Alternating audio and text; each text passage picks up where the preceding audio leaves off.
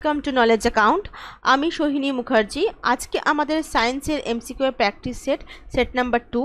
আজ আমরা একটুখানি যে কোয়েশ্চেনগুলো আলোচনা করছি যেগুলো রেলওয়ে বেসড কোয়েশ্চেন, এবং একটুখানি আমি ডিটেলসে করেছি উইথ পয়েন্টস। ওকে, তো শুরু করা যাক।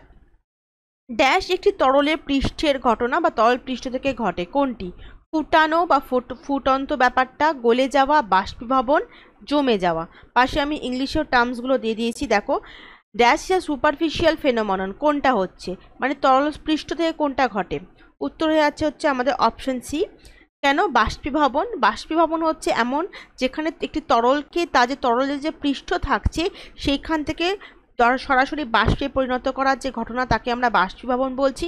এবং যত তরল পৃষ্ঠটা মানে ছড়ানো প্রকৃতির হবে তত কিন্তু বাষ্পীভবন প্রক্রিয়াটা কি হবে? দ্রুত হবে এবং তাড়াতাড়ি হবে। ঠিক আছে, চলো সেকেন্ড কোয়েশ্চেন। 257 সেলসিয়াসে জলের ভৌত অবস্থা কি থাকে? 257 সেলসিয়াস, প্লাজমা, গ্যাসীয়, কঠিন, তরল। উত্তর হচ্ছে আমাদের অপশন বি, গ্যাসীয় থাকছে। কেন না? 257 ডিগ্রি সেন্টিগ্রেড সেলসিয়াস হচ্ছে একটি জলের ভৌত অবস্থা বা একটি গ্যাসীয় অবস্থা। আমরা কি জানি যে জলের স্ফুটনাঙ্ক কত? 100 ডিগ্রি সেন্টিগ্রেড। তাহলে 100 ডিগ্রি 257 মানে 100 থেকে অনেকটা বেশি। তার মানে জলটা ফুটছে, বাষ্পে পরিণত হচ্ছে। তার মানে জলটি সেই অবস্থায় কীরকম থাকবে? বায়বীয় অবস্থায় থাকে। এবং প্লাজমা কি? প্লাজমা হচ্ছে যখন অত্যন্ত উচ্চ তাপমাত্রায় যে অবস্থাটা, বাষ্পীয় যে অবস্থা, তাকে আমরা প্লাজমা বলছি। তাহলে উত্তর হয়ে যাচ্ছে আমাদের অপশন বি থাকবে। তাহলে উত্তর হচ্ছে আমাদের অপশন বি, গ্যাসীয়। Next question. গাড়ির হেডলাইটে কোন দর্পণ ব্যবহার করা হচ্ছে? গাড়ির হেডলাইটে কোন দর্পণ ব্যবহার করা হচ্ছে? দেখো, উত্তর হয়ে যাচ্ছে আমাদের এখানে অবতল দর্পণ। আমাদের কি হয় যে এই যে অবতল দর্পণটা এরকম টাইপের দর্পণ হচ্ছে, সেখানে কি হয়ে যাচ্ছে, যখন কোনো একটা বিন্দু থেকে লাইটটা যাচ্ছে, এই যে লাইট বিভিন্ন বিন্দু থেকে লাইটগুলো যাচ্ছে, সেই লাইটটা কি হয়ে যাচ্ছে ঠিকরে তারপর আমাদের সমান্তরালভাবে এইভাবে চলে যাচ্ছে, সমান্তরালভাবে আসছে। এবং এটার ফলে কি হয়, জিনিসগুলোকে আমরা দেখতে পাই যে বিভিন্ন জায়গা থেকে ঠিকরে এভাবে সমান্তরালভাবে লাইটটা আসছে, এবং এর ফলে কিন্তু জিনিসটাকে আমরা দেখতে পাচ্ছি। এটা হেডলাইটের ফোকাস। হেডলাইটটাকে কোথায় রাখা হচ্ছে? হেডলাইটটাকে কিন্তু এক্ষেত্রে ফোকাসে রাখা হচ্ছে, এটাকে ফোকাসে রাখা হচ্ছে। তো সার্চ লাইটের ক্ষেত্রে এই জিনিসটাকে দেখতে পাওয়া যাচ্ছে। যদি 3 ওহম, 2 ওহম এবং 6 ওহমের তিনটি প্রতিরোধক, এটাকে রোধ বলতে পারো, একটি 9 ভোল্টের ব্যাটারির সাথে শ্রেণী সমবায়ে যুক্ত করা হয়, তাহলে 6 ওহম রোধের সম্ভাব্য পার্থক্য বা সম্ভাব্য বিভব পার্থক্য কত হবে? জিজ্ঞাসা করেছে সম্ভাব্য বিভব পার্থক্য বা পোটেনশিয়াল ডিফারেন্সের মান জানতে চেয়েছে। দেখো, বলা হয়েছে শ্রেণী সমবায় রাখা হয়েছে, তাহলে কি হচ্ছে, আমি R1 প্রথম রোধ থেকে 3 ওহম, দ্বিতীয় রোধ থেকে 2 ওহম এবং তৃতীয় রোধ থেকে কত ধরেছি? 6 ওহম। শ্রেণী সমবায় রাখলে কি হয়, তুল্য রোধের মান হচ্ছে R1 plus R2 plus R3 অর্থাৎ 11 ওহম। এখন ফর্মুলা অনুযায়ী কি, I equals to V by R, মানে প্রবাহিত তড়িৎ ইকুয়ালস টু বিভব পার্থক্য বাই রোধ, যেখান থেকে আমরা কি পাচ্ছি, ভি এর মান কি? ভি এর মান হচ্ছে আমাদের দেওয়াই আছে এখানে, দ্যাট ইজ 9 ভোল্ট। দেখো, 9 ভোল্টের ব্যাটারির সঙ্গে যুক্ত করা হয়েছে। এবং 11 ওহম যেটা রোধ, সেটা আমরা কোত্থেকে পেয়েছি? এক্ষুনি পেলাম, তুল্য রোধ। এখান থেকে আমরা কিন্তু কারেন্টের পরিমাপটা পেয়ে যাচ্ছি, তাই না? কারেন্টের পরিমাপ কত? 9/11। এটা হচ্ছে 1 নম্বর সমীকরণ। এবার এইটাকে আমরা কোথায় কাজে লাগাচ্ছি? 6 ওহম রোধের ক্ষেত্রে। এক্ষেত্রে এবার দেখো, এইখানে I ইকুয়ালস টু আমার 9/11 আমি জানছি, এবং V ইকুয়ালস টু আমি কত আমি জানি হচ্ছে কত, আমার R ইকুয়ালস টু আমাকে কত বলে দিয়েছে? বলছে 6 ওহম বলে দিয়েছে, রাইট? তাহলে আমাকে এবার এখান থেকে কিন্তু Vটা বার করতে হবে। তাহলে V ইকুয়ালস টু কত হচ্ছে? 9/11 ইন্টু R, মানে এই যে এখান থেকে আমার I equals to V into R। তাহলে আমাকে যদি V বাই R, তাহলে আমাকে এখান থেকে V বার করতে হলে কি হবে? I into R, right? I এর মান হচ্ছে 9/11, আর এর মান হচ্ছে 6 ওহম। দুটোকে আমি এখানে গুণ করেছি, করে আসছে আমার 54/11, দ্যাট ইজ 4.9 ওহম। 4.9 ভোল্ট হবে, এখানে ওহম চলে গেছে, ভোল্ট হবে। তাহলে উত্তর কি হচ্ছে আমাদের? উত্তর হচ্ছে আমাদের option D, that is 4.9 volt. তার মানে বুঝতে পারছো যে প্রথমে আমি এখান থেকে কি বার করেছি, আই এর ভ্যালুটা বার করেছি প্রথম থেকে, সেই আই এর ভ্যালুটা আমি এবার সেকেন্ডে পুট করেছি যখন রোধটা কত হচ্ছে 6 ওহম। একটু ডিফিকাল্ট কোয়েশ্চেন, এটা কিন্তু এসেছিলো আমাদের গ্রুপ ডিতে 2022 সালে এসেছিলো। এগুলো দেখছো কোয়েশ্চেনের প্যাটার্ন কিন্তু চেঞ্জ হচ্ছে, একটু কিন্তু ডিফিকাল্ট কোয়েশ্চেন আসছে। নেক্সট কোয়েশ্চেন যাচ্ছি, নিচের কোন উদাহরণটি নিউটনের তৃতীয় গতিসূত্রকে ব্যাখ্যা করছে?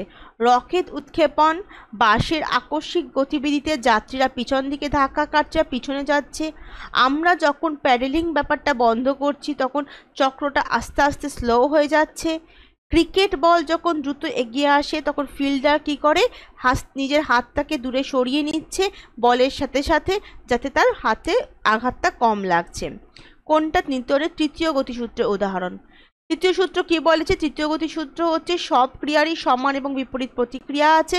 মানে যদি একটা ক্রিয়া থাকে, পৃথিবীতে যে কোনো বল কি থাকে, জোড়ায় জোড়ায় থাকে, যে কোনো বল জোড়ায় থাকে, কোনো বল কিন্তু একাকী অবস্থান করতে পারে না। নিউটনের প্রথম সূত্রের এক্সাম্পল আমরা দেখব কি, নিউটনের প্রথম সূত্র হচ্ছে আমাদের জাড্যের ধারণা দেয়, জাড্য, যেটা দুটো জাড্য থাকে, স্থিতিজাড্য এবং গতিজাড্য, যে কারণে যখন বাস চলন্ত অবস্থা থেকে যখন স্থিতিশীল অবস্থায় আসে তখন কি হয়, লোকটি হয় যখন গতিশীল থেকে তখন হয় সামনের দিকে ঝুঁকে যেতে পারে, বা যখন গতিশীল অবস্থায় আছে যখন হঠাৎ করে যদি স্থিতিশীল তখন সে পেছন দিকে ঝুঁকে যায়। তো এই মানে গতিশীল অবস্থা থেকে যদি হঠাৎ করে বাসটা দাঁড়িয়ে যায় তখন সে সামনের দিকে ঝুঁকে পড়ে, আর যখন স্থিতিশীল অবস্থা থেকে বাসটি যাত্রা শুরু করে তখন লোকটি পেছন দিকে হেলে যায়। এটাকে আমরা বলি জাড্য। সেকেন্ড সূত্র কি, নিউটনের দ্বিতীয় সূত্র যেটা অ্যাপ্লিকেশন, সেটা হচ্ছে এখানে কি না, বস্তুর যে ভরবেগের ধারণা আমরা পাচ্ছি। তো এই যে বলটা যে আসছে ছুটে, সেটা আমাদের হাতে ধরলে আমাদের ভর এবং বেগ যেহেতু বেগটা অত্যন্ত বেশি থাকে আমাদের হাতে লাগতে পারে, সেই জন্য আমরা কি করি, ফিল্ডার যে সে হাতটাকেও একটু সরিয়ে নেয় যাতে তার হাতে ইনজুরিটা কম হয়। এবং নিউটনের তৃতীয় সূত্র কোনটা? দেখতে পাচ্ছ যে রকেট যখন ওপর দিকে উঠছে তখন কি হচ্ছে, একটা ফোর্স হচ্ছে অন রকেট হচ্ছে, যেটাকে আমরা রিয়াকশন বা ক্রিয়া বলছি, এবং এখান থেকে তার বিপরীতে যে গ্যাসটা বেরিয়ে আসছে রকেট থেকে সেটা হচ্ছে force on the gases, that is called as the action and reaction. দুটো বিপরীত বল কিন্তু কাজ করছে। দেখো ইন্টারেস্টিং কোয়েশ্চেন, নিচের কোন জোড়ায় একই এসআই ইউনিট নেই? নিচের কোন জোড়ায় একই এসআই ইউনিট নেই? গতি এবং বেগ, কাজ এবং শক্তি, বল এবং চাপ, স্থানচ্যুতি এবং দূরত্ব। খুব ইন্টারেস্টিং কোয়েশ্চেন। দেখো তোমরা দেখতে পাচ্ছ যে গতি এবং বেগ দুটোরই কিন্তু একক কি, মিটার পার সেকেন্ড, তাই না? দুটোর ইউনিট হচ্ছে মিটার পার সেকেন্ড। কাজ এবং শক্তি দুটোর ইউনিট কি, দুটোর ইউনিট হচ্ছে জুল, এটা আমরা জানি। স্থানচ্যুতি মানে কি? স্থানচ্যুতি মানে তুমি এখানে সরণ ধরতে পারো। সরণ মানে কোনো একটা জায়গা থেকে আর একটা কোনো বস্তুর প্রাথমিক অবস্থান এবং অন্তিম অবস্থানের মধ্যে যে দূরত্ব তাকে আমরা কি বলছি, সরণ বলছি। এবং দূরত্ব দুটোরই ইউনিট কি বা একক কি, মিটার বা সেন্টিমিটার বা কিলোমিটার, যেটাই আমরা বলতে পারি, যেটা কোনো একটা ইউনিট হতে পারে আমাদের, সেটা মানে এসআই বা সিজিএস যেরকম বলবে সেরকম অনুপাতে। কিন্তু তুমি যদি দেখো যে ফোর্সের ইউনিট কি, বল বল বা ফোর্স এর ইউনিট কি, কেউ বলতে পারবে? ফোর্সের ইউনিট, ফোর্সের ইউনিট এবং চাপের ইউনিট কিন্তু আলাদা। ফোর্সের ইউনিট হচ্ছে বলের একক কি, নিউটন।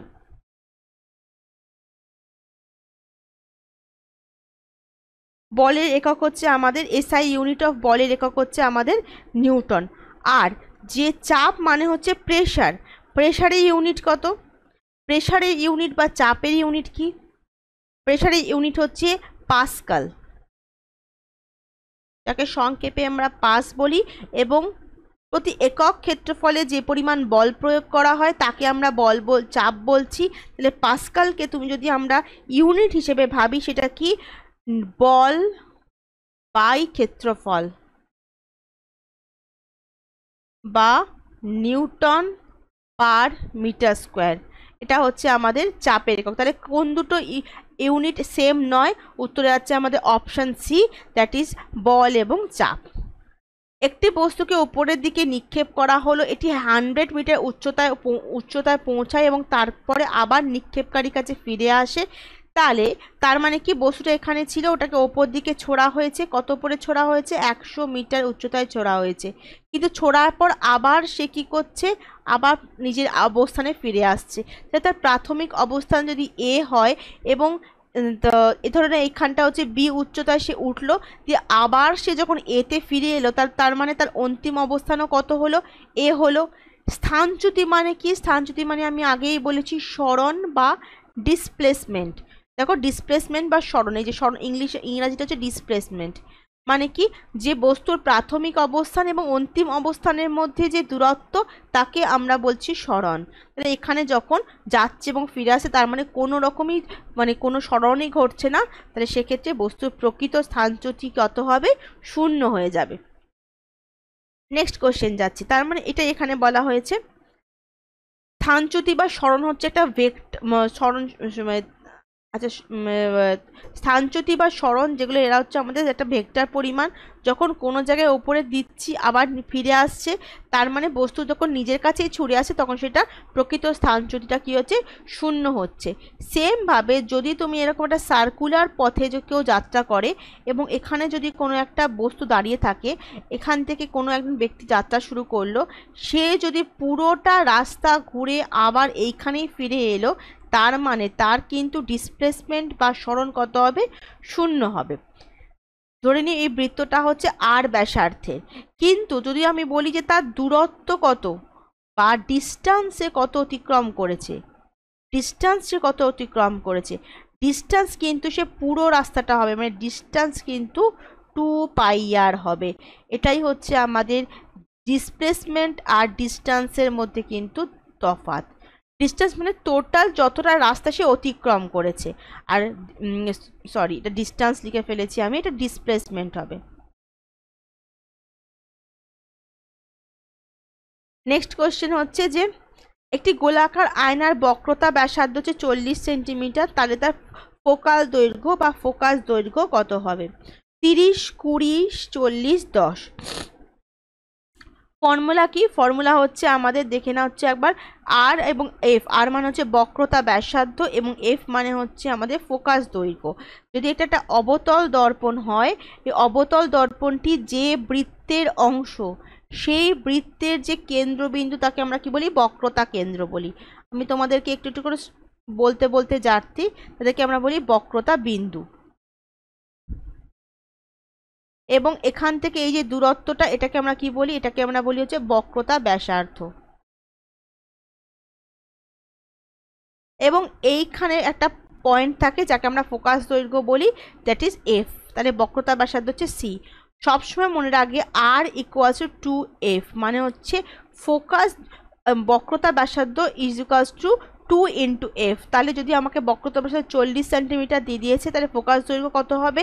হাফ হয়ে যাবে, it is 40/2 equals to F, মানে হচ্ছে 20 সেন্টিমিটার। নিউটন আবিষ্কারের জন্য কৃতিত্ব প্রাপ্ত পদার্থবিজ্ঞানীর নাম বলুন, যা তাকে 1932 সালে নোবেল পেতে সাহায্য করেছিল। Max Planck, James Chadwick, J S. Fleming, Enrico Fermi. উত্তর হয়ে যাচ্ছে আমাদের answer B, that is James Chadwick. Newton 1932 সালে জেমস চ্যাডউইক আবিষ্কার করেছিলেন এবং 1935 সালে তিনি এর জন্য নোবেল পুরস্কার পেয়েছিলেন। চিত্রে বস্তুর অবস্থানের ওপর নিচে কোন জোড়া চিত্রের আকার অবতল আয়নার জন্য সঠিক নয়? দেখো, এটা কিন্তু যখন তোমরা অবতল দর্পণ করবে, এটা হচ্ছে বস্তুর অবস্থান। যখন আমরা অবতল আয়না মানে হচ্ছে অবতল দর্পণ বা কনকেভ মিররের ক্ষেত্রে বলা হয়েছে, এটা তোমাদেরকে কিন্তু একটু মুখস্থ করে নিতে হবে, বুঝে নিতে হবে। কনকেভ মিররে যে বস্তু কোথায়, আমি বস্তুকে রাখলে যদি অবতল দর্পণে রাখি, তাহলে প্রতিবিম্বের অবস্থানটা কোথায় হবে তার উপর নির্ভর করছে। এটা যদি বস্তুর, এটা যদি অবজেক্ট হয়, তাহলে ইমেজ কোন দিকে তৈরি হবে তার উপর নির্ভর করছে। দেখো, এখানে তুমি যদি সবকটা দেখো, আনসার অপশন ডি। যদি বস্তুকে ইনফিনিটিতে রাখা হয়, মানে অসীমে রাখা হয়, তাহলে বলা হয়েছে যে প্রতিবিম্ব তৈরি হবে হচ্ছে কেন্দ্রে, মানে বক্রতা কেন্দ্রে, এবং অত্যন্ত ছোট হবে। এখানে আমি একটা চার্ট দিয়ে দিচ্ছি কোথায় তৈরি হবে। যদি বস্তুটিকে রাখা হচ্ছে অসীমে বা ইনফিনিটে তৈরি হয়, তাহলে কিন্তু বস্তুর প্রতিবিম্ব তৈরি হয় হচ্ছে ফোকাসে তৈরি হয়। তার মানে এখানে যেটা কেন্দ্রে দেওয়া হয়েছে বা বক্রতা কেন্দ্রে দেওয়া হয়েছে এটা ভুল আছে। তাহলে কোনটা সঠিক নয়? সঠিক নয় হচ্ছে অপশন ডি।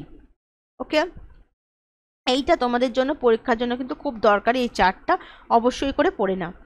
এটি 2 কেজি বস্তু 20 মিটার উচ্চতা থেকে মাটিতে পড়ছে, মাধ্যাকর্ষণ বল দ্বারা সম্পন্ন কার্য কত হবে? মাধ্যাকর্ষণ বল দ্বারা সম্পন্ন কার্য কত হবে? দেখো, তার মানে আমাদের যে বস্তু যখন ওপর থেকে নিচে পড়ছে তখন আমরা কি জানি, potential energy is equals to M into G into H. এক্ষেত্রে যখন ওপর থেকে নিচে পড়ছে তখন work done is equals to potential energy is equals to M into G into H. বস্তুর ওজন কত বলে দিয়েছে আমাকে? 2 কেজি বলে দিয়েছে, ঠিক আছে। এম ইকুয়ালস টু আমাকে বলে দিয়েছে হচ্ছে 2 কেজি বলে দিয়েছে। Height of the object H equals to বলে দিয়েছে আমাকে 20 মিটার, এবং গ্র্যাভিটি অফ দ্য আর্থ বা জি হচ্ছে 10 মিটার পার সেকেন্ড স্কোয়ার। তাহলে বস্তু দ্বারা কৃতকার্য কত হচ্ছে, মাধ্যাকর্ষণ বল দ্বারা কৃতকার্য কত হচ্ছে? 2 ইন্টু 20 ইন্টু 10 ইকুয়ালস টু 400, ও কৃতকার্য হচ্ছে জুল। আচ্ছা, হচ্ছে অপশন বি সোজা অঙ্ক। মহাকর্ষ সূত্রের সাথে সম্পর্কিত কোনটি? ঘনত্ব, ভর, আয়তন, উপরে কোনটি নয়? আনসার হয়ে যাচ্ছে আমাদের অপশন বি ভর। কেন হচ্ছে দেখো, মহাকর্ষ সূত্রটা কি? মহাকর্ষ সূত্র হচ্ছে যে পৃথিবীতে দুটি যদি বস্তু থাকে, দ্যাট ইজ M1 এবং M2, যে কোনো দুটি বস্তু তারা কি করছে, তারা পরস্পরকে একটি নির্দিষ্ট বল দ্বারা আকর্ষণ করছে। যে বলটিকে যদি আমি এফ ধরে মানি, সেই বলটির মান কত না, সেই বলটি বস্তু দুটির ভরের গুণফলের সমানুপাতিক। তার মানে F proportional to M1 into M2, এবং সেই বলটি তাদের মধ্যে যে দূরত্ব রয়েছে, বস্তুটির মধ্যে দূরত্ব রয়েছে, তার বর্গের ব্যস্তানুপাতিক, মানে 1/r²। এই দুটোকে মিলালে আমরা একসঙ্গে যে সূত্র পাই, F proportional to M1 into M2 by r², এটাই হচ্ছে আমাদের মহাকর্ষ সূত্র। এটাকে আরো ভালো করে কনস্ট্যান্ট দিয়ে বোঝালে আমরা কি লিখি? F equals to G into M1 by M2 by r²। এটা হচ্ছে মহাকর্ষ সূত্র, যেখানে জি হচ্ছে আমরা কি বলি? ইউনিভার্সাল গ্র্যাভিটেশনাল কনস্ট্যান্ট বা সার্বজনীন মহাকর্ষ ধ্রুবক। মহাকর্ষ ধ্রুবক, এবং এর ভ্যালুটা এখানে দেওয়া আছে দেখো, 6.67 10⁻11 newton metre square per KG square.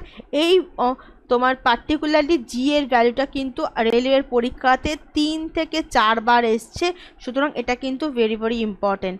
100% তোমরা এই ভ্যালুটা কিন্তু মনে রাখবে। তাহলে এখানে কোনটা গ্রাহ্য হচ্ছে, কি কি গ্রাহ্য হচ্ছে? বলটা কার কার উপর ডিপেন্ড করছে? বস্তুর ভরের উপর ডিপেন্ড করছে বস্তুটির, এবং বস্তুটির মধ্যবর্তী যে দূরত্ব তার উপর নির্ভর করছে। এই জন্য উত্তর হয়ে গেছে আমাদের কি? ভর। একটি বস্তুর গতিশক্তি তার ভরবেগের 4 গুণ, তাহলে বস্তুর গতি কত? দেখো বলে দিয়েছে আমাদের, কি বলেছে, যে গতিশক্তি যেটা থাকছে ভরবেগের 4 গুণ। যদি গতিশক্তিকে আমি কি ধরি? কাইনেটিক এনার্জি ধরি, এবং যদি মোমেন্ট, এই যে ভরবেগটাকে যদি আমি পি বলে ধরি, এবং গতিশক্তিকে যদি আমি কাইনেটিক এনার্জি বলে ধরি, তাহলে অ্যাকর্ডিং টু সূত্র K is equals to 4 into P. বা কাইনেটিক এনার্জি বা গতিশক্তির ফর্মুলা কি? ফর্মুলা হচ্ছে হাফ mv²। আর বস্তুর ভরবেগের ফর্মুলা কি? P M into V. তাহলে এখান থেকে আমরা কি পাচ্ছি? এখান থেকে দাও mv² ইকুয়াল টু 4 দুগুণে 8 এম ইন্টু ভি, রাইট? দেখো তাহলে আমরা কি পাচ্ছি, যে আমাদের দুদিক দিয়ে এই ভিটা কেটে দাও, সরি এমটা কেটে দাও, তাহলে আমরা পাচ্ছি হচ্ছে, এদিকে ভিটা কেটে দাও, একটা ভি কেটে দাও, তাহলে পড়ে রইল একটা ভি। তাহলে V equals to 8 metre per second. উত্তর হচ্ছে আমাদের অপশন সি। ড্যাশ যোগের একটি রিং কার্বন চেন হেক্সাগোনাল কাঠামো রয়েছে। কার রয়েছে একটা হেক্সাগোনাল কাঠামো? Methane, benzene, propane, butane. RRB group ডিতে এসেছিল 2018 সালে। উত্তর আছে আমাদের অপশন সি, সরি এখানে অপশন মানে সিটা এখানে আছে যে বেনজিন, অপশন বি আর সিটা উল্টে গেছে, কেউ গোলাবে না। অপশন সি বেনজিন হচ্ছে। বেনজিন কি? বেনজিন হচ্ছে একটা হেক্সাগোনাল স্ট্রাকচার বা ষড়ভুজাকৃতি স্ট্রাকচার। দেখো 1 2 3 4 5 6 ষড়ভুজাকৃতি স্ট্রাকচার কি রয়েছে, যার সংকেত কি C6H6 এবং এটি একটি সুগন্ধযুক্ত হাইড্রোকার্বন বা আমরা বলি অ্যারোম্যাটিক হাইড্রোকার্বন।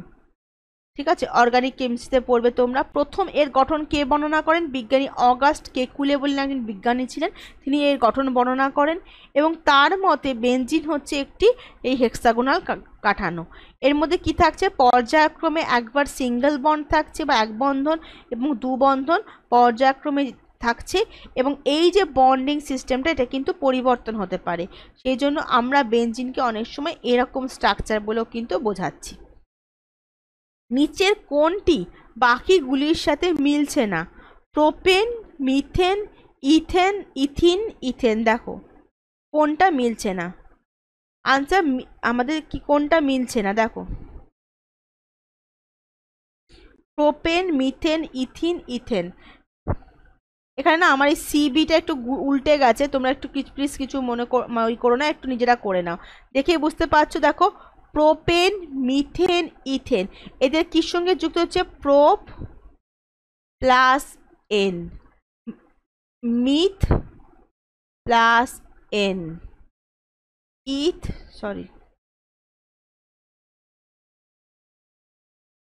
ইথ plus ane. তাহলে এন কাদের সঙ্গে যুক্ত হয়?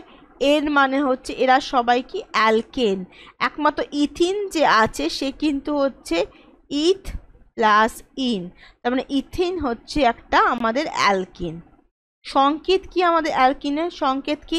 অ্যালকিনের সংকেত, জেনারেল অ্যালকিনের সংকেত হচ্ছে CnH2n+2, CnH2n+2, এটা হচ্ছে অ্যালকিনের সংকেত।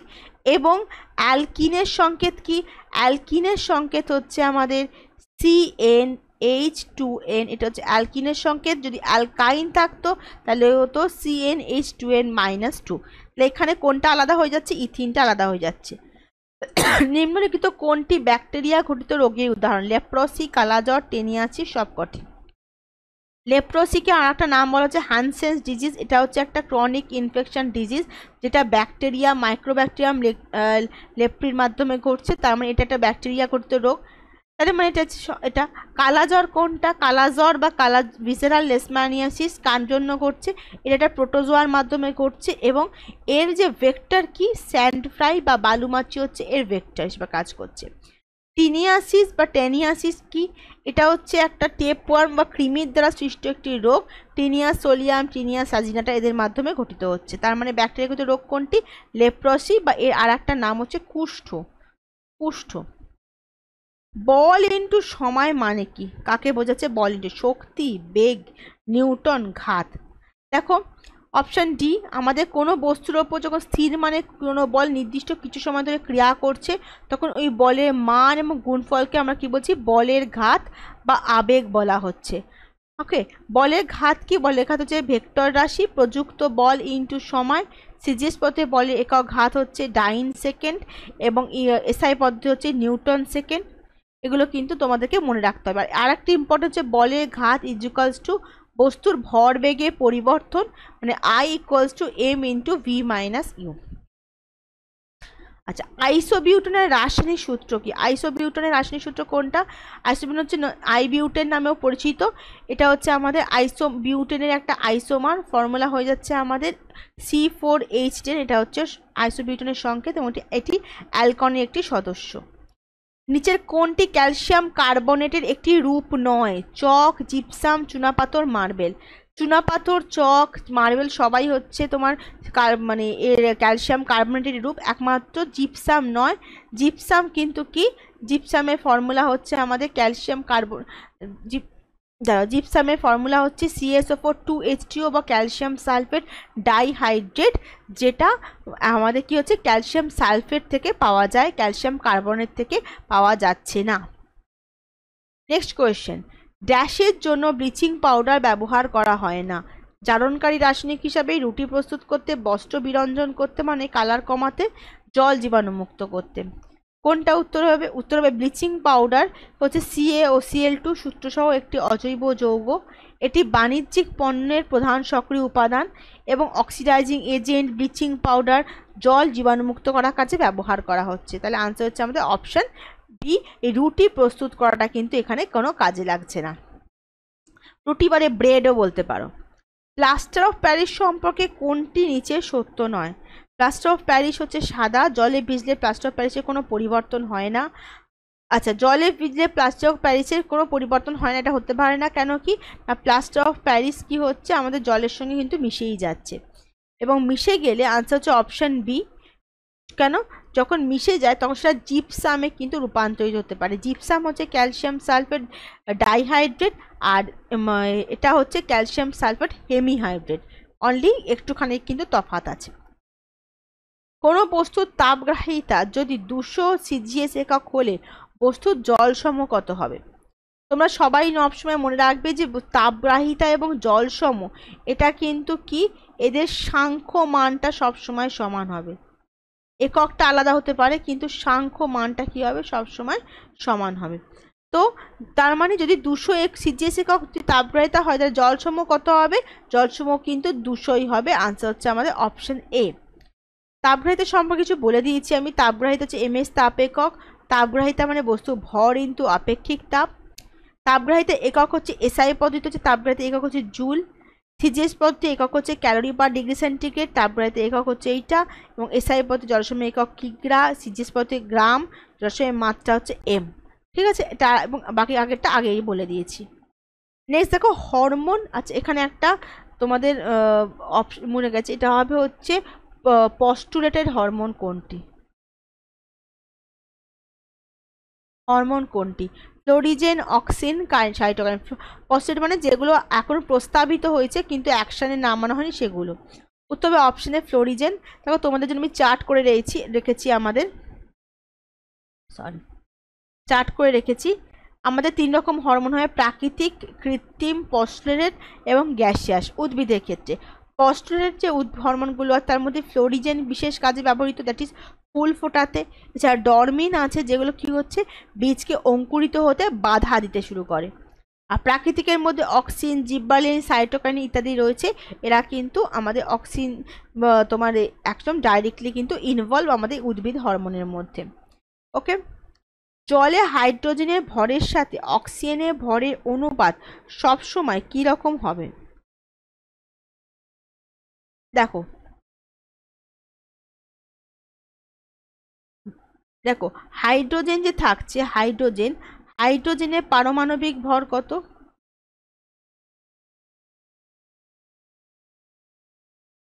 হাইড্রোজেনের পারমাণবিক ভর হচ্ছে 1, এবং অক্সিজেনের পারমাণবিক ভর কত? 16। তাহলে 1 মোল হাইড্রোজেন ইকুয়ালস টু 1 গ্রাম। তাহলে 1 মোল অক্সিজেন ইকুয়ালস টু 16 গ্রাম। তাহলে জল H2O equals to 2H2 plus 1O2, right? তার মানে হচ্ছে 2 মোল hydrogen plus 1 mole oxygen, that is 2:16। এই যে 2 কেন হচ্ছে, মানে এই যে হাইড্রোজেন পারমাণবিক ভর তোমার 1, তার মানে হাইড্রোজেনের মধ্যে দুটো অণু থাকছে, তার মানে 2 × 1 দ্যাট ইজ 2 হলো। ওকে, তাহলে কেটে গেলে কি হলো? 1:8 হলো। তাহলে হাইড্রোজেন এবং অক্সিজেনের অনুপাত কত? অপশান বি হবে 1:8। হাইড্রোজেন এবং অক্সিজেনের জলে হাইড্রোজেনের ভরের সাথে এখানে অপশানটা বি হবে। হাইড্রোজেনের ভরের সাথে অক্সিজেনের ভরের অনুপাত কত হলো? H2 × O2 1:8। ঠিক আছে, নিচে কোনটি তরল, কঠিন, তরল এবং বায়বীয় আকারে থাকতে পারে? ধাতুকল্প, নিষ্ক্রিয় মৌল, অধাতু এবং ধাতু। দেখো এদের মধ্যে যে কঠিন পদার্থ রয়েছে, কঠিন পদার্থগুলো কিরকম? কঠিন সালফার, ফসফরাস, এগুলো। তরল কি থাকে? তরল হচ্ছে আমাদের ব্রোমিন। গ্যাসীয় কি? গ্যাসীয় হচ্ছে হাইড্রোজেন, নাইট্রোজেন, অক্সিজেন। আবার কঠিন থাকতে পারে কীরকম, কার্বন, সালফার, ফসফরাস। এগুলো এতগুলো ভ্যারাইটি কাদের? এতগুলো ভ্যারাইটি হচ্ছে অধাতুর। অধাতুরা কিন্তু কঠিন, তরল এবং গ্যাসীয় সব রকমভাবে বরজ করতে পারছে। আনসার হচ্ছে আমাদের অপশন সি। কজন দুধওয়ালা তাজা দুধে স্বল্প পরিমাণে বেকিং সোডা কেন মেশাচ্ছে? কেন মেশায় বেকিং সোডা? কারণ যে দুধ থাকছে, দুধ কি হয়ে যাচ্ছে, এই গরমকালে দুধ টকে যায়, তার মানে ওর মধ্যে কোন ব্যাকটেরিয়া কাজ করে? ল্যাক্টোব্যাসিলাস বলে একটা ব্যাকটেরিয়া আছে, যে দুধকে দইতে পরিণত করে, পচিয়ে দিয়ে বা আম্লিক করে তাকে পরিণত করে। দুধের সঙ্গে যদি সামান্য বেকিং সোডা, এটা হচ্ছে তোমার একটু হালকা ক্ষারকীয় প্রকৃতির, মিশিয়ে দেওয়া হয়, তাহলে কিন্তু দুধটা কী হচ্ছে, পিএইচটা অতটা কমতে পারে না, দুধটা অ্যাসিডিক হয় না এবং দুধটা কিন্তু ভালো থাকে। এটা উত্তর হয়ে যাচ্ছে আমাদের অপশান উত্তর হচ্ছে আমাদের অপশান সি, দুধের অম্লতা রোধ করতে। বেকিং সোডার রাসায়নিক নাম হচ্ছে সোডিয়াম বাইকার্বনেট। সোডিয়াম বাইকার্বনেটের আর একটা নাম হচ্ছে সোডিয়াম হাইড্রোজেন কার্বনেট। ওকে, নেক্সট। লকজ নিচে কোন রোগের শেষ পর্যায়ে? লকজ মানে চোয়াল দুটো লক করে যাচ্ছে, ওটা হচ্ছে অপশন ডি, টিটেনাস। কার জন্য ঘটছে? ক্লস্ট্রিডিয়াম টিটানি নামে একটা ব্যাকটেরিয়ার মাধ্যমে ঘটছে, এবং যখন শরীরে প্রবেশ করছে তখন একটা বিষ তৈরি করছে, যেটা আমাদের কী হচ্ছে, পেশিটা সংকোচন হচ্ছে, এবং এই কারণে আমাদের কিন্তু চোয়ালটা আটকে যায়, এবং একে বলা হচ্ছে আমাদের লকজ।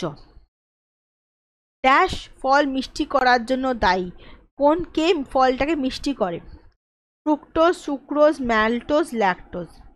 আচ্ছা, অপশন এ ফ্রুক্টোজ, কারণ যখনই ফল আছে, ফল মানে হচ্ছে ফ্রুট, তার মানে হচ্ছে ফ্রুক্টোজ। ওকে, দেখো ফ্রুক্টোজ হচ্ছে একটা প্রাকৃতিক সিম্পল সুগার, এর মধ্যে মধু, সবজি সবেতে পাওয়া যাচ্ছে, এবং 6 কার্বন বিশিষ্ট মনোস্যাকারাইড। এর আণবিক সংকেত হলো C6H12O6 গ্লুকোজের মতো, এবং এটা একটা রিডিউসিং সুগার, বা আমি বলতে পারি বিজারণকারী সুগার। ঠিক আছে, দু রকম আছে তোমার সুগারের প্রকারভেদ কী কী আছে? ফ্রুক্টোজ আছে, ফ্রুট মানে হচ্ছে ফল এবং মধ্যে পাওয়া যাচ্ছে। 2 নম্বর হচ্ছে গ্যালাক্টোজ, দুধ এবং দুগ্ধজাত পদার্থে পাওয়া যাচ্ছে।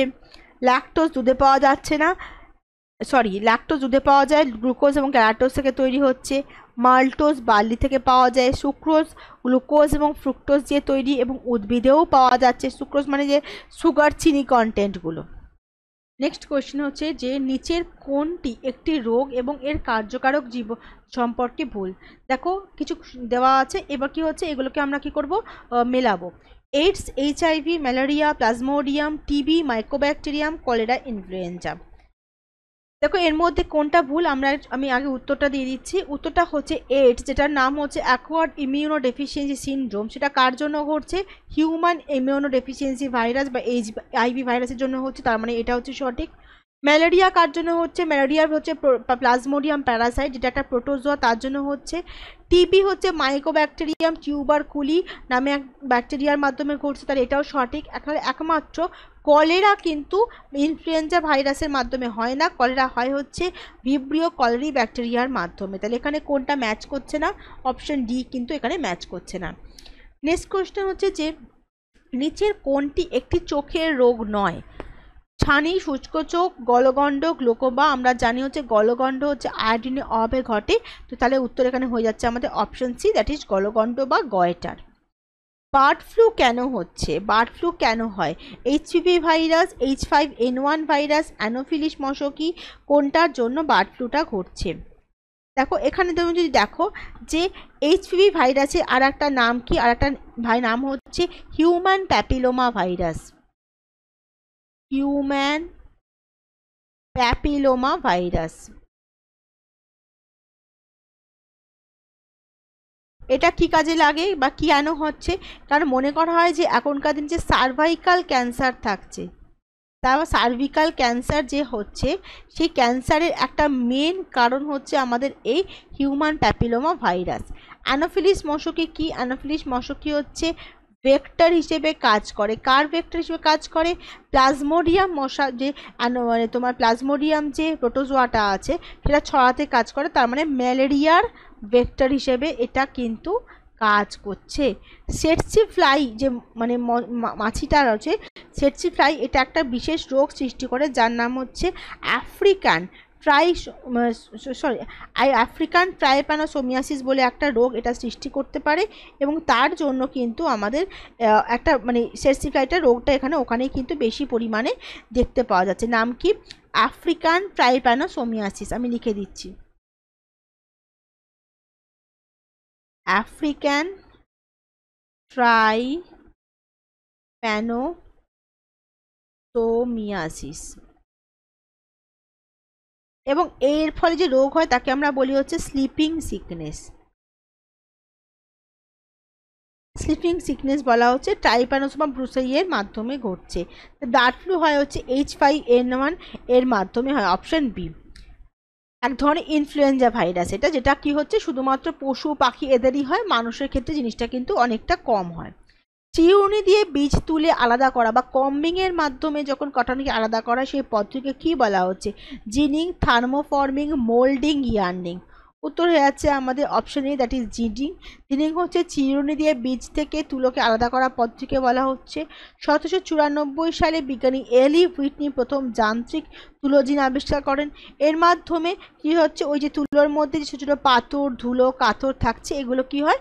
অপসারণ করতে সাহায্য করছে। ভারতের প্রথম দেশীয় কোভিড-19 ভ্যাকসিন কোভ্যাক্সিন BBIL দ্বারা Indian council of medical research ইনস্টিটিউটের ভাইরালজি সংশোধিতায় তৈরি করা হয়েছে। এই BBIL এর ফুল ফর্ম কি? পুরো নাম হচ্ছে Bharat biotech international limited, that is option C, Bharat biotech international limited. কি কাজে লাগছে? এটা একটা ভারতীয় বহুজাতিক সংস্থা বা মাল্টি টেকনোলজিক্যাল কোম্পানি, যেটা কি হচ্ছে বিভিন্ন ওষুধ আবিষ্কার, ওষুধ নিয়ে রিসার্চ, ফার্মাথেরাপিউটিক্স এসব ক্ষেত্রে ব্যবহার করা হয়। নিম্নলিখিত বিশ্ববিদ্যালয়গুলির মধ্যে কোনটি প্রথম ইলেকট্রনিক কম্পিউটার বা ENIAC ডিজাইন এবং নির্মাণ করেছেন? অপশন বি, পেনসিলভানিয়া বিশ্ববিদ্যালয়। এটা হচ্ছে ENIAC-এর একটা ছবি। ENIAC কি? ENIAC হচ্ছে প্রথম জেনারেল পারপাস মানে সবার ব্যবহারের জন্য তৈরি ইলেকট্রনিক কম্পিউটার, যার ফুল ফর্ম কি? ENIAC-এর ফুল ফর্ম হচ্ছে E for electronic, N for numerical, I for integrator, and A for ENIAC, A for and computer, that is ENIAC। Numerical integrator and computer, এখানে এটাই লেখা আছে। আবিষ্কারের জন্য কৃতিত্বপ্রাপ্ত বিজ্ঞানী হলেন জন উইলিয়াম মাউচলি এবং জে প্রেসার একার্ট।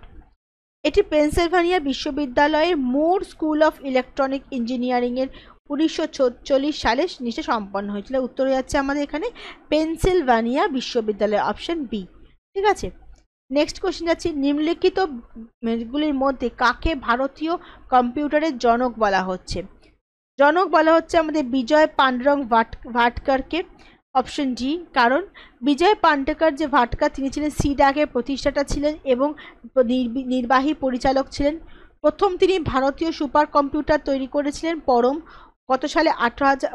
1991 সালে, এবং পরবর্তীকালে আরও বেটার ভার্সন তৈরি করেন, যেটা 1998 সালে।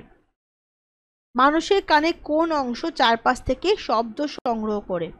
বহিঃকর্ণ বা পিনা। কি করছে আমাদের এই যে কানে যে ওপরের দিকটা, সেটা হচ্ছে পিনা বা বহিঃকর্ণ। এটা হচ্ছে সবচেয়ে কানের বাইরের অংশ। তো কান মানুষ এবং অন্যান্য স্তন্যপায়ী প্রাণীর শ্রবণতন্ত্রের প্রধান অংশ। শব্দ তরঙ্গ গ্রহণ করে বহিরাগত শ্রবণ শক্তিতে কিন্তু এরা পাঠাচ্ছে। বাহ্যিক কানে পাওয়া যায়। এছাড়া দেখো কানের মধ্যে ছোট ছোট 3খানা হাড় দেখতে পাওয়া যায়, যার মধ্যে সবচেয়ে ক্ষুদ্রতম মানবদেহের ক্ষুদ্রতম হাড় অস্থিটা কিন্তু কানে অবস্থিত, যেটাকে আমরা কি বলি? স্টেপিস বলি। যে ছোট্টটা সেটাকে আমরা স্টেপিস বলি। রড এবং কোন কোষ কোথায় পাওয়া যায়? হৃদয়ে, ফুসফুসে, চোখে, নাকে। এটা তো আমরা জানি যে রড এবং কোন কোষ কোথায় পাওয়া যাচ্ছে, আমাদের চোখে পাওয়া যায়। এবং কি কাজে লাগে? That is option C. রেটিনাতে আমাদের সব থেকে ভেতরের স্তর থাকে, এবং রেটিনাতে কি থাকে? ফটো রিসেপ্টর, যেটা বাইরে থেকে আলোটা আসছে আমাদের চোখটা গ্রহণ করছে।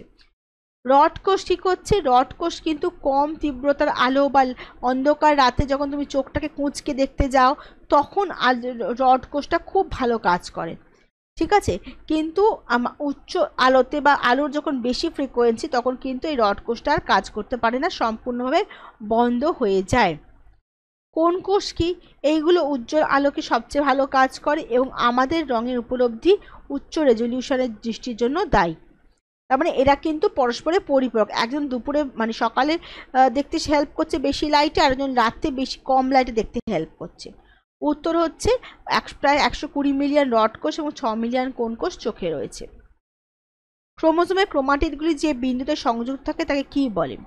তাকে আমরা বলছি সেন্ট্রোমিয়ার বলছি। দেখো সেন্ট্রোমিয়ারটা মাঝখানে যুক্ত থাকছে, এর ওপরে দুটো হাত থাকছে, নিচে ক্রোমাটিডের হাত থাকছে, এগুলোকে আমরা ক্রোমাটিড বলছি।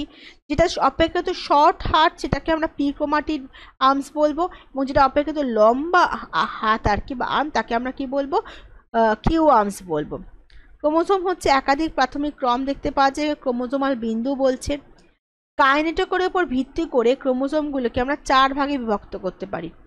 এরকম একটা হচ্ছে মেটাসেন্ট্রিক, তার মানে কি যখন আমাদের তোমার এই যে সেন্ট্রোমিয়ারটা একদম ঠিক মাঝ বরাবর থাক তখন আমরা কি বলছি? মেটাসেন্ট্রিক। যখন মাঝখান থেকে একটুখানি সাইডে যে কোনো একটা সাইডে ঘুরলো একটুখানি তখন হচ্ছে সাবমেটাসেন্ট্রিক। যখন সেটা কি হলো, যখন এটা মানে যেমন যেমন সেন্ট্রোমিয়ার যে থাকছে তার সেন্ট্রোমিয়ারের পজিশন অনুযায়ী কিন্তু বা সেন্ট্রোমিয়ার মানে আমি কাইনেটোকোরের কথা বলছি, পজিশন অনুযায়ী এগুলো কিন্তু ভাগ হয়ে যাচ্ছে কোনটা কোনখানে হবে। টেলোসেন্ট্রিক হচ্ছে যখন সেন্ট্রোমিয়ারটা টেলের কাছে অবস্থিত থাকবে, এগুলো হচ্ছে ইত্যাদি। সবচেয়ে উপযুক্ত দিয়ে স্থান পূরণ করুন। Genotype of the plant is TTRR, তাহলে কি হবে? দেখো টল, টল হচ্ছে একটা প্রকট বৈশিষ্ট্য, তার মানে এখানে এটা কি ক্যাপিটাল টি হবে। আচ্ছা ডোয়ার্ফ, ডোয়ার্ফ হচ্ছে একটা প্রচ্ছন্ন বৈশিষ্ট্য, তার মানে এটা কেন ক্যাপিটাল টি হবে। আচ্ছা কি বলছে? প্রচ্ছন্ন ক্যাপিটাল মানে বৈশিষ্ট্য ক্যাপিটাল। এবার মটর গাছের আমাদের 7টা বৈশিষ্ট্য নেওয়া হয়েছিল, তার মধ্যে আর একটা কি বীজের বৈশিষ্ট্য। তো এখানে দেখো রাউন্ড মানে গোলাকার, এটা হচ্ছে প্রকট, এবং স্মল আর মানে হচ্ছে রিঙ্কলড, সেটা হয়ে যাচ্ছে প্রচ্ছন্ন। ঠিক আছে, বলেছে TTR মানে কি? TTR মানে দুটোই স্মল টি। আচ্ছা আর ডোয়ার্ফ মানে প্রচ্ছন্ন, তাহলে এটা স্মল টি। আচ্ছা রিঙ্কেল হচ্ছে স্মল আর, এটা দুটোই আমরা বলছি, তাহলে প্রচ্ছন্ন কোনটা? স্মল টি মানে হচ্ছে জিনিসটা বামন বা ডোয়ার্ফ। এটা আমার কাছে ক্লিয়ার। আর ক্যাপিটাল আর স্মল আর, ক্যাপিটাল আর স্মল আর মানে হচ্ছে জিনিসটা হচ্ছে তোমার একটা সংকর। সংকর মানে হচ্ছে বাইরে থেকে দেখলে কিন্তু আমাদের কি মনে হবে? প্রকট বৈশিষ্ট্যটাই চোখে পড়বে। তার মানে প্রকট বৈশিষ্ট্য কোনটা? রাউন্ড, তার মানে আমি কি ভাববো এটাকে? আমি এটাকে গোলাকার ভাববো। উত্তর কি হবে? বামন এবং গোলাকার, that is TTRR, option C. সাধারণ মাছের বৈজ্ঞানিক নাম হচ্ছে কি? মুসা ডোমেস্টিকা, অপশন এ। এই পোকাগুলির মধ্যে কোনটিতে দাঁত আছে? মৌমাছি, হাউসফ্লাই, প্রজাপতি, ভীমরুল এবং ভ্রমর। উত্তরে যাচ্ছে আমাদের ওয়াস্প অ্যান্ড বাম্বালবি, যেটা ভীমরুল এবং ভ্রমর, যতদূর আমি জানি সেই হিসেবে আমি বলেছি। ঠিক আছে, থ্যাংক ইউ ক্লাস, আজকে এত অবধি থাকছো, তো পরদিন তোমাদের আবার নেক্সট দিন আমি ক্লাস করাবো।